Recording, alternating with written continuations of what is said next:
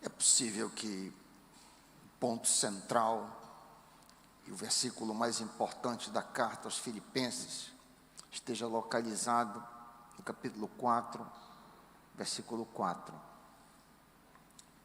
Este é possivelmente o tema e a orientação geral desse documento. Texto muito conhecido da maioria dos irmãos. É uma ordem e não uma sugestão. Alegrai-vos sempre no Senhor. Outra vez vos digo, alegrai-vos. Nenhum documento da Bíblia fala tanto sobre alegria como este documento. A palavra alegria e regozijo,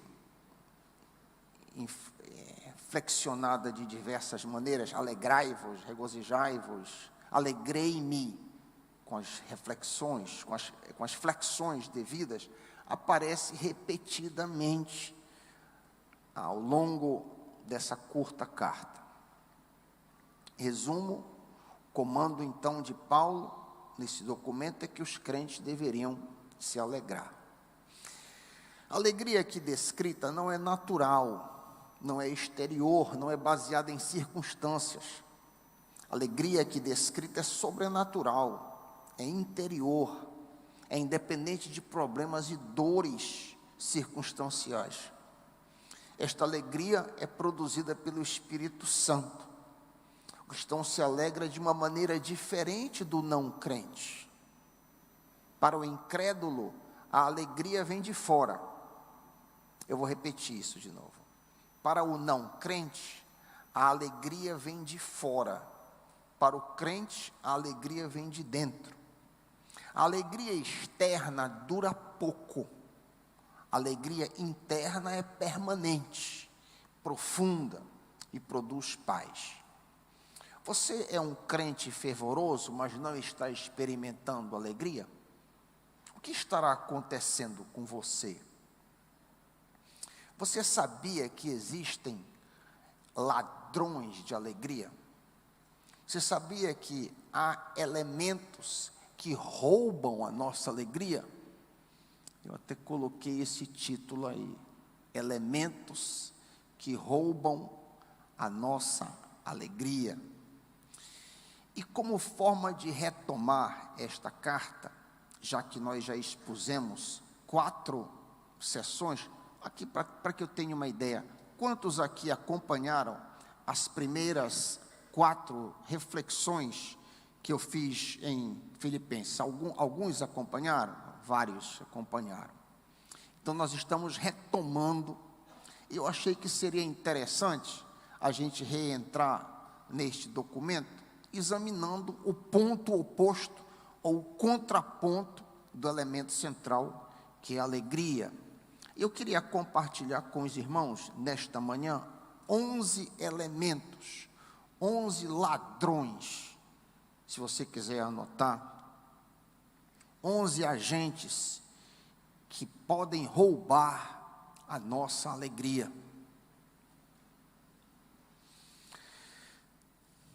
O primeiro agente que pode tirar a nossa alegria é falsa salvação. Falsa salvação. É possível que você não esteja experimentando alegria, porque você de fato não é salvo. Se você não for genuinamente salvo, você consequentemente não possuirá o Espírito Santo e consequentemente nunca poderá experimentar a alegria que só Ele pode produzir. Existem pessoas que buscam genuinamente esta alegria interior e nunca encontram. Muitas vezes essas pessoas são envolvidas na igreja, são batizadas, são voluntárias, são dizimistas, professor de EBD, buscam ter vida santa, mas não experimentam alegria genuína. Eu já conheci pastor, nos meus anos lá no seminário, que não era crente, que não era salvo.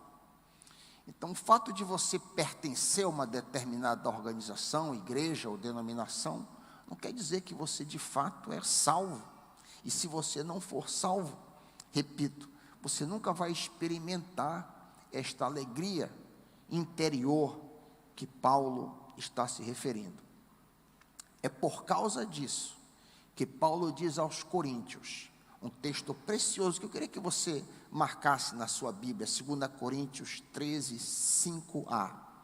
Examinem-se, diz o apóstolo, examinem-se para ver se vocês estão na fé, provem-se a si mesmo. Interessante o aviso que o apóstolo nos dá. Examine, considere se vocês, coríntios, estão de fato na fé, se vocês são crentes genuinamente. 2 Coríntios 13, versículo 5. A pergunta que se levanta imediatamente a essa luz é: mas pastor Raik, como eu posso me examinar a mim mesmo para saber se eu sou regenerado, para saber se eu genuinamente sou salvo? O que devo fazer para averiguar se eu nasci de novo, de verdade? Existem pelo menos duas sólidas evidências, além de outras, que você pode usar para se autoavaliar se você é salvo.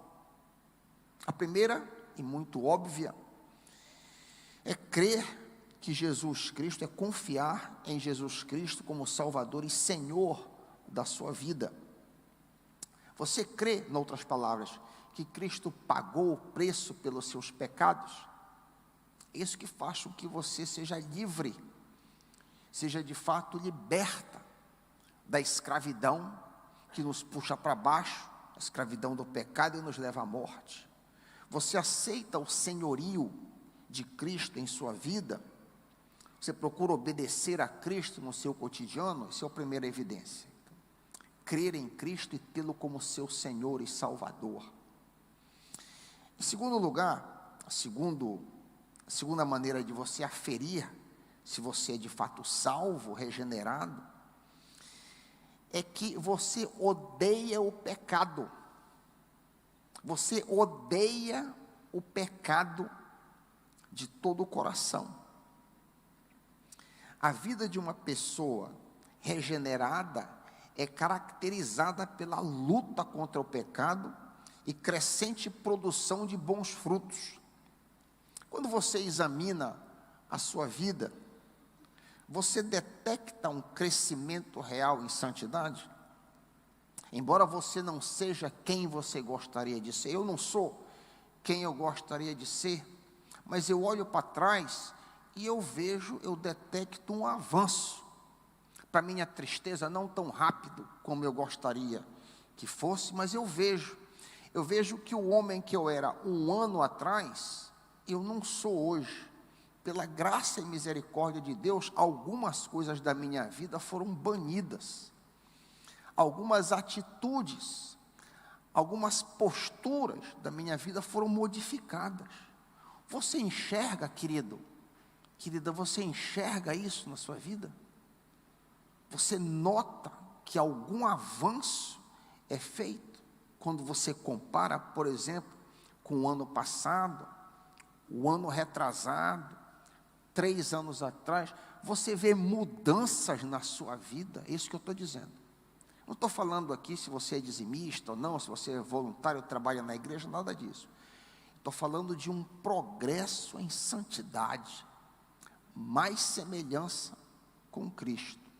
Ah, pastor Raik, ninguém é perfeito. De fato, só Jesus, só Cristo é perfeito, mas nós somos chamados a avançar, e isso aí é uma chave mestra para você detectar se você é genuinamente salvo.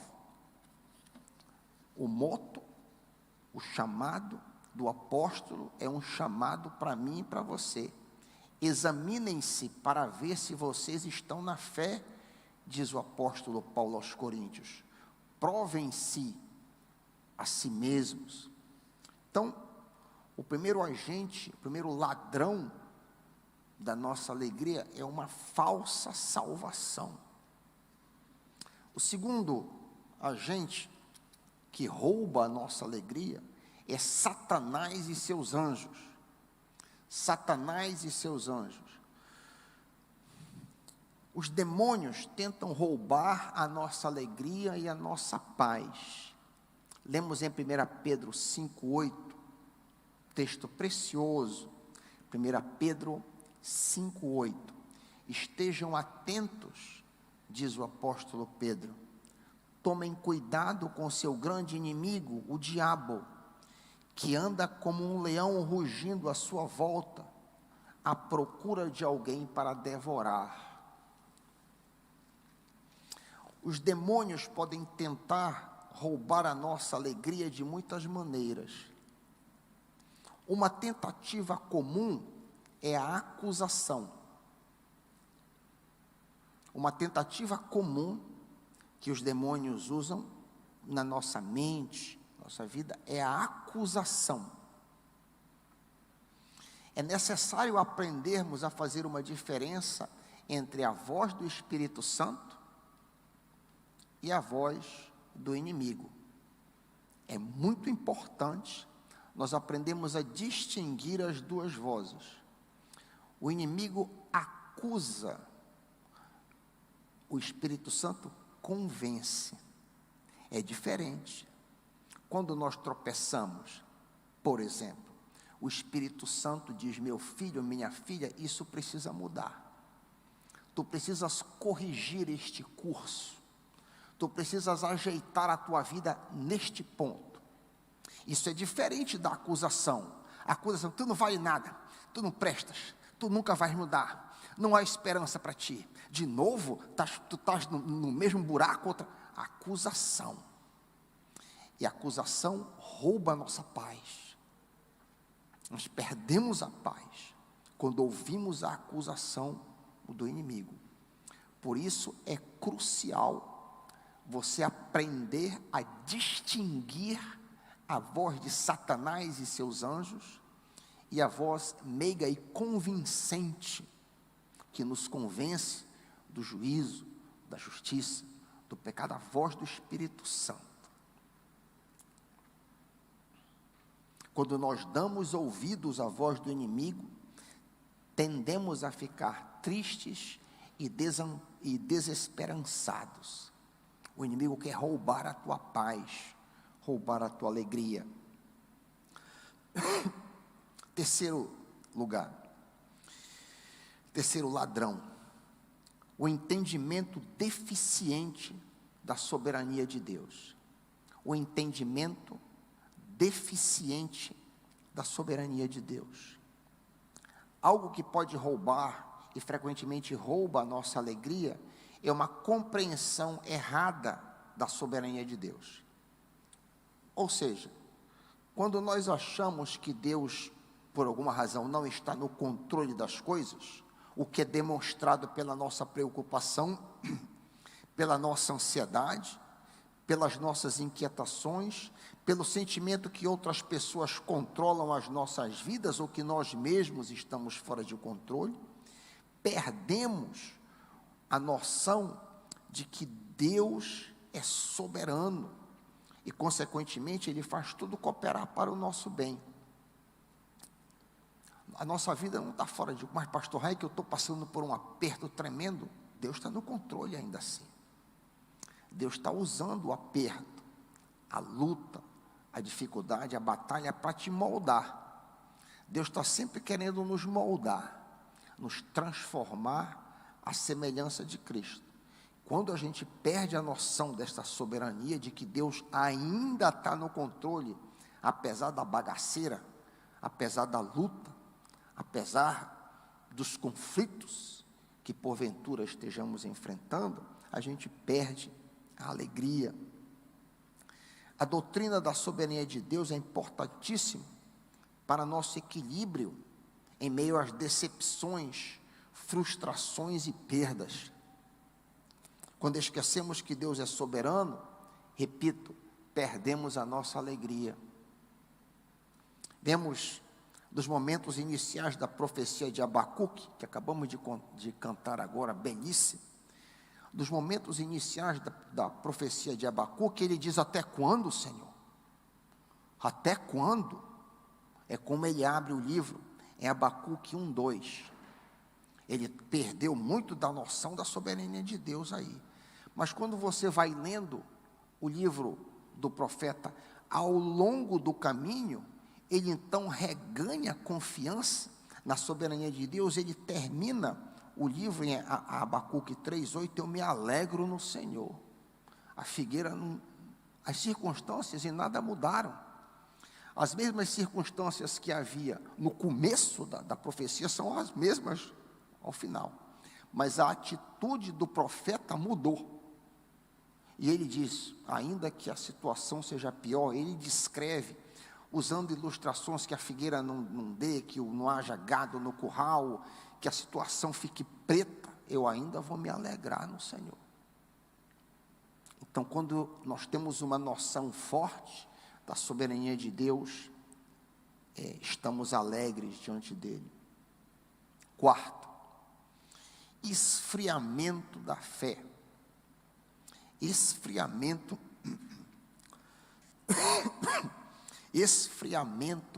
da fé. Quando as provações nos acometem, nós devemos correr para o Senhor e não nos afastar dele. Afastamento de Deus e consequente esfriamento da fé roubam a nossa alegria. Não é incomum, e eu tive recentemente um caso de um crente que estava dizendo que ele enfrentou uma dificuldade, ele esfriou na fé, parou de orar, deixou de fazer devocional e abandonou a igreja. Isso não é incomum.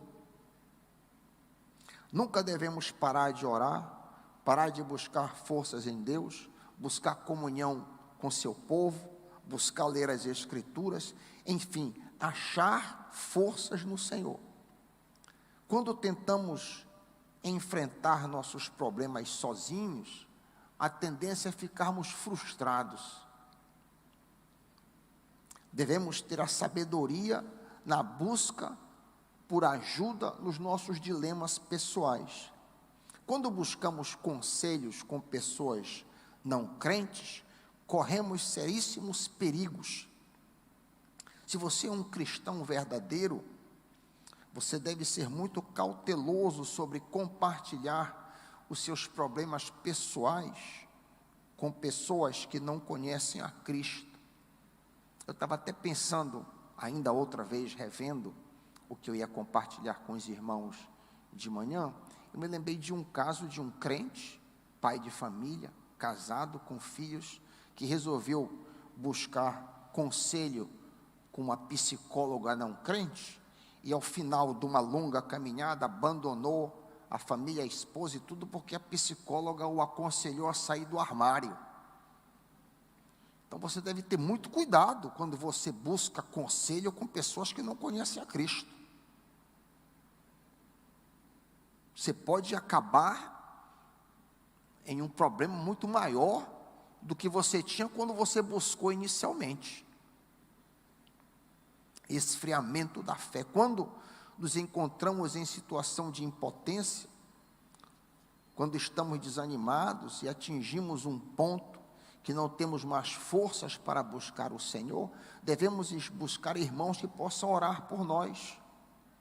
Tiago nos ensina em Tiago 5, 13 a 16, um ensinamento muito precioso quanto a isso. Algum de vocês está passando por dificuldades? Então orem, confessem seus pecados uns aos outros e orem uns pelos outros para serem restaurados.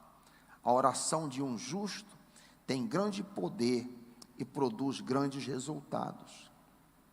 A Bíblia nos manda entregar nossa vereda ao Senhor, confiar nele de todo o coração e reconhecê-lo em todos os nossos caminhos. A palavra nos ordena que nós não devemos andar ansiosos por coisa alguma, mas em tudo pela oração e súplicas com ação de graças. Apresentemos os nossos pedidos ao Senhor. Nossa alegria desaparece quando nos afastamos de Deus, quando esfriamos na fé, quando paramos de orar. Quinto, um vale após um pico. Um vale, uma descida que foi seguida de um pico. Você já notou que às vezes nos sentimos vazios e tristes após o momento de um grande enlevo espiritual? Você já percebeu isso? Não creio que seja frequente, mas pode acontecer com algum de nós. Eu me lembro, enquanto escrevi essas linhas, de uma vigília muito maravilhosa que eu participei, lá no Júlia Cefé, com o pastor Fábio Roque de Souza. E eu me lembro, depois desse pico tremendo de alegria que nós tivemos ali, com os irmãos, eu voltei para casa e me senti profundamente triste. Mas o que está acontecendo? Eu acabei de vir de um momento tão gostoso, um momento de celebração tão grande. Por vezes, dando um outro exemplo, pode acontecer que após um domingo abençoadíssimo na casa do Senhor, nós nos sentimos para baixo ao deparar na segunda-feira com as lutas, com a rotina, com a mesmice do trabalho, com os problemas que não foram resolvidos. Saímos de um domingo gostoso, glorioso, no qual participamos do culto da escola dominical, viemos à noite, saímos daqui cheio do fogo e da brasa, e aí segunda-feira, de repente, escorregamos, e nos sentimos para baixo tremendamente. Você já experimentou isso? Por vezes, pode acontecer, como disse, de passarmos por um grande enlevo espiritual, seguido por uma grande provação. Veio à mente de vocês o caso clássico de Elias? Caso clássico de Elias. Elias experimenta um vale após o maior pico espiritual, talvez, de toda a Bíblia. Uma das experiências mais espetaculares do Antigo Testamento é a de Elias no Monte Carmelo. Elias no Monte Carmelo experimenta aquela grande vitória contra os 450 profetas de Baal, vê o fogo descer do céu, lamber o altar. É uma narrativa de experiência de pico tremenda, poucas vezes comparável com outras experiências de pico narradas nas Escrituras. E vocês sabem o que se segue imediatamente após a experiência de pico? Que Jezabel diz: eu vou te matar, manda dizer para ele: eu vou te matar. Elias cai num vale tão profundo que ele quer desistir da vida e cometer suicídio. A experiência do vale seguida pelo pico, a experiência de pico seguida pelo vale. Devemos estar cônscios que uma excelente experiência espiritual, uma viagem missionária, por exemplo, que muito nos anima, pode ser seguida por uma provação, por uma decepção, por uma perda que pode roubar a nossa alegria. Devemos estar em guarda de nossas emoções após um momento de grande enlevo espiritual. Se você estiver alerta, você diz: opa, eu sei o que está acontecendo comigo, eu sei o que está acontecendo comigo, eu vivi uma grande experiência, agora eu estou me sentindo mal, mas isso vai passar. Isso vai passar. Sexto, vida controlada por circunstâncias.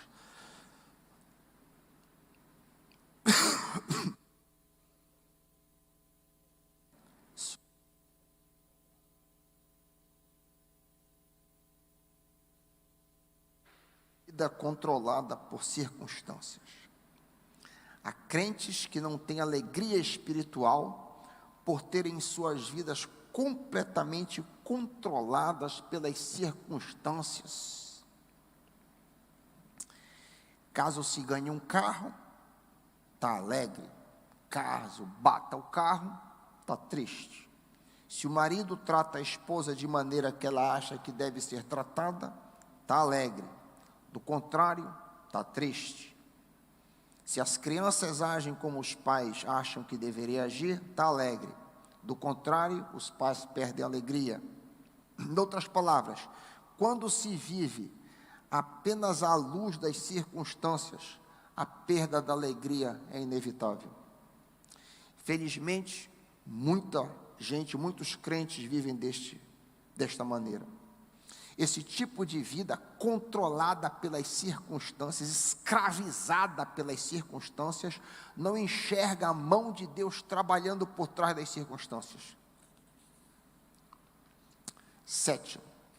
Ingratidão. Ingratidão. A ingratidão mata a alegria na raiz. A ingratidão corta a alegria na raiz. Por trás da ingratidão está um coração orgulhoso. O ingrato murmura facilmente e nunca está contente, mesmo quando a sua situação é boa. Exatamente. Mesmo quando a situação é regular, ele não está debaixo de grande pressão, ainda assim o ingrato reclama. Por isso, é muito importante que treinemos os nossos filhos a que sejam gratos.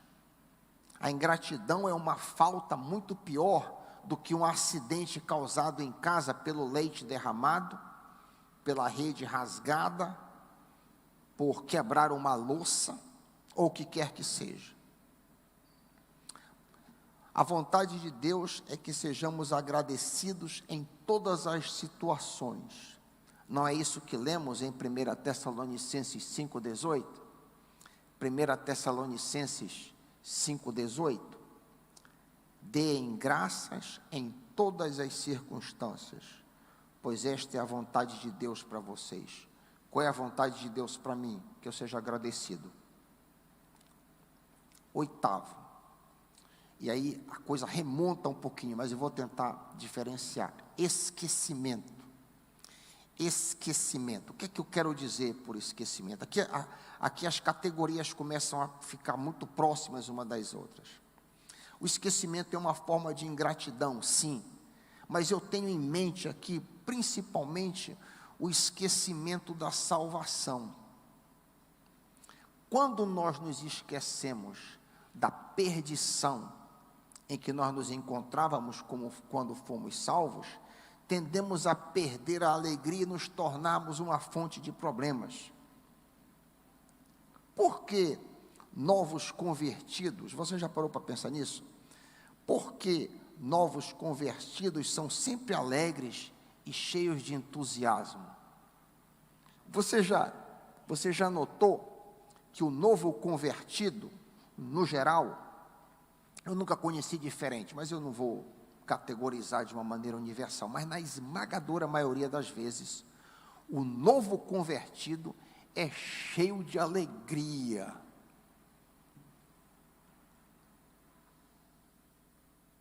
Por outro lado, crentes antigos, crentes de 30, 40 ou mais anos de salvo, podem se tornar ranzinzas e muitas vezes problemáticos. Nunca se viu uma igreja dividir por causa de crentes novos na fé. Eu nunca ouvi. Eu nunca ouvi de uma divisão em uma igreja causada por crente novo. A divisão, os problemas, geralmente vêm de crente velho. Nunca se viu campanha numa igreja contra a liderança causada por crente novo. Sempre é crente antigo. Crente novo não promove disputa em assembleia. Crente novo, cheio de alegria, não promove críticas e decisões da maioria. Os crentes novos estão, no geral, cheios de alegria, por saberem, por que razão? Por saberem de onde foram resgatados. Está muito fresco o buraco em que eles estavam. É muito recente para eles a novidade da salvação. Estão cheios da alegria da salvação do Senhor. poeta nos instrui no Salmo 103, 12, falando aqui de esquecimento. Ele diz no Salmo 103, 12: bendize, ó minha alma, ao Senhor, e não se esqueças de nenhum dos seus benefícios, de nenhuma das coisas boas que tu me deste. Cultivemos na memória as bênçãos do Senhor, principalmente a bênção da salvação. Nono, medo do futuro. Medo do futuro. Qual a razão de muita gente viver pensando no pior que lhe possa acontecer? Por que que muitas pessoas cultivam o pensamento que tal coisa ruim pode vir sobre mim? Isso pode acontecer de mal comigo. Esse tipo de postura pessimista rouba a alegria e revela a falta de confiança em Deus. O medo do futuro pode dar as caras de muitas maneiras.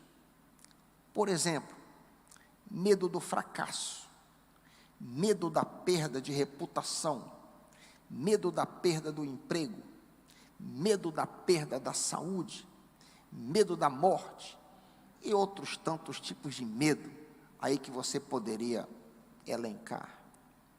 Jesus nos ensinou em Mateus 6:25 que nós não deveríamos andar ansiosos quanto à nossa vida, quanto ao que havíamos de comer e pelo que havíamos de beber, nem quanto ao nosso corpo, pelo que havíamos de vestir. Ele, o Senhor Jesus, o Pai, Deus, tomaria conta dessas coisas, e nós deveríamos buscar o céu e a sua santidade ou justiça. Buscai primeiramente o reino de Deus e a sua santidade, a sua justiça. E as outras coisas, o emprego, o futuro, as necessidades, eu tomo conta. Tu te ocupas em buscar ser santo, e o resto eu tomo conta. Amém, meus irmãos? O medo do futuro pode ser vencido com promessas bíblicas. Uma promessa que me ajuda muito quando eu estou temeroso, e de repente pode ajudar você também. Aconselho você a marcar na sua Bíblia. Eu tinha durante muito tempo um papelzinho amarelo pregado no meu computador do lado esquerdo com essa promessa do Senhor em Hebreus 13. Hebreus 13, 5 a 6, uma promessa preciosa para o seu coração. Eu nunca te deixarei, jamais te abandonarei. Por isso eu posso dizer confiantemente: o Senhor é meu auxílio, não temerei. Que promessa preciosa, que promessa maravilhosa para o seu coração. Hebreus 13, 5 e 6. Hebreus 13, 5 e 6. Não te deixarei, nunca, jamais te abandonarei. E assim, com confiança, posso dizer: o Senhor é meu ajudador, não temerei. 10º, sentimentos descontrolados. Sentimentos descontrolados. O que é isso? Do que se trata viver debaixo de sentimentos descontrolados? Quando os nossos sentimentos nos controlam, nós tornamos-nos vítimas de nós mesmos. Eu vou tentar ser mais claro. Quando somos controlados pelas nossas emoções, ao invés de controlá-las, estamos à mercê de nós mesmos. O pastor Martin Lloyd-Jones bem disse em seu livro Depressão Espiritual. Olha que conselho, que observação preciosa de Martin Lloyd-Jones. Abre aspas. Eu penso que a maior causa de depressão é a seguinte: nós permitimos que nosso ego fale conosco, ao invés de falarmos com o nosso ego. Fecha aspas. Adiante, Lloyd-Jones continua. Você sabia que muito de nossa infelicidade vem do fato de ouvirmos a nós mesmos, ao invés de falarmos a nós mesmos. Fecha aspas. A arte da vida espiritual vitoriosa perpassa a capacidade de você aprender a falar, a lidar consigo mesmo. Eu não estou falando aqui de mera psicologia, não. Não é o que eu estou tentando comunicar com os irmãos. Isso é bíblico. Veja o que diz aqui os filhos de Coré. Escute, não é exatamente o que os filhos de Coré estão dizendo aqui no Salmo 42:5? Olha aqui o que eles dizem. Olha que lição preciosa no Salmo 42:5. Eles nos ensinam: por que você está abatida, ó minha alma? Por que você se perturba dentro de mim? Espera em Deus, pois ainda o louvarei. A Ele, meu auxílio e Deus, está falando consigo mesmo. Ao invés de ouvir a si mesmo, ele está falando para si mesmo. O salmista está dizendo isso. Este pensamento é refrão neste salmo, como vemos outra vez no versículo 11, eu li o versículo 5. O que aprendemos aqui? Temos neste salmo, e no salmo seguinte, o salmo 43, solilóquios. O autor fala para si mesmo, fala consigo, fala com seu ego, fala com a sua alma, fala com seu eu, fala, comanda as suas emoções e não é vítima delas. Ele não se deixa dominar pelas suas emoções, ele não se deixa controlar pelos seus próprios pensamentos, ao contrário, ele os ordena. O direto oposto de falarmos conosco mesmo é ouvirmos a nós mesmos e nos tornarmos vítimas de nós mesmos. Não faça isso. Fale consigo, ganhe o controle de tua vida, submete os teus sentimentos às verdades das promessas de Deus. Do contrário, a tua alegria pode ser roubada. 11º e último. Não aceitação de perdão. Não aceitação de perdão. Um grande ladrão de alegria é quando eu não aceito o perdão divino. Existe muita gente que tem um padrão de santidade, um padrão de justiça mais elevado do que o padrão de Deus. É verdade o que eu estou dizendo.